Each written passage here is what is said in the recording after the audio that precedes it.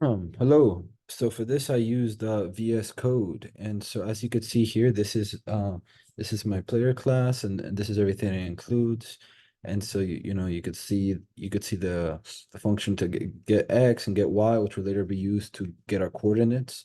The get distance, which will return our distance that we're gonna need as per the instructions. And then probably the most difficult part was right here, this int move function, which has a lot of information in it.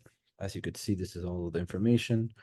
And so as you could see, the X chord is returned, Y chord returned, distance returned, but all of that for the most part is created in the int move function. So first we start them off at 0, 0. That's our initial um points. That's where we start.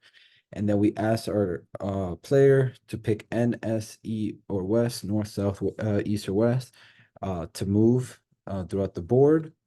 And so if they do anything else, then it's invalid, and then it's looped later on. It's looped so that they would have to pick again until eventually they pick one of these four. And so then these are like kind of like the parameters, the games from 0 to 9. So if you're 10 or above, then that's you're in invalid direction. Like you can't go that far. If you're less than -1 or -1, so that's 0 to 9, so -1 or less, then invalid direction as well. And then we update our x's so that now they're updated for the next round. Then as you could see here, we do the distance between the treasure and the x chord and the y chord. So and then we compare the two. So if the new distance, if it's larger, that means you're farther away from the treasure, so then you're colder. And if it's the new distance is lesser, then you're getting closer to the treasure. And then we update the distance as well. And so as you could see here, this this creates the puts the treasure in a random spot on the board. Since it's between 0 and 9, we do modulus 10 so that the remainders are always going to be between 0 and 9. If it's 10, then it wouldn't really work out. Like the modulus helps us set the board, the modulus 10. And so then we start off the game with this while loop as long as the distance is not 0, because the distance is 0, then you're right on the treasure. So then you win.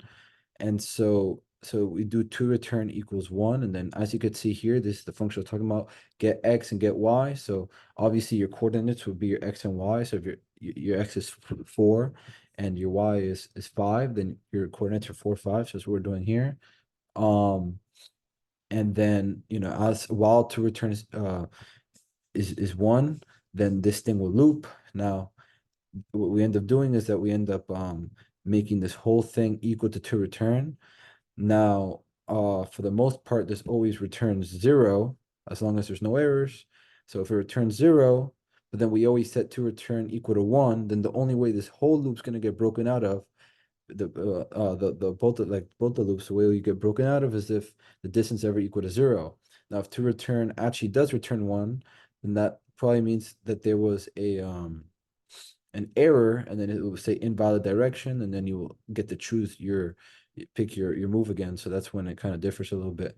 But regardless, to returns always equal to 1. So once this loop is done, it goes back up here, and then it'll go again until eventually the distance, is equal to 0, and then boom, you found your treasure.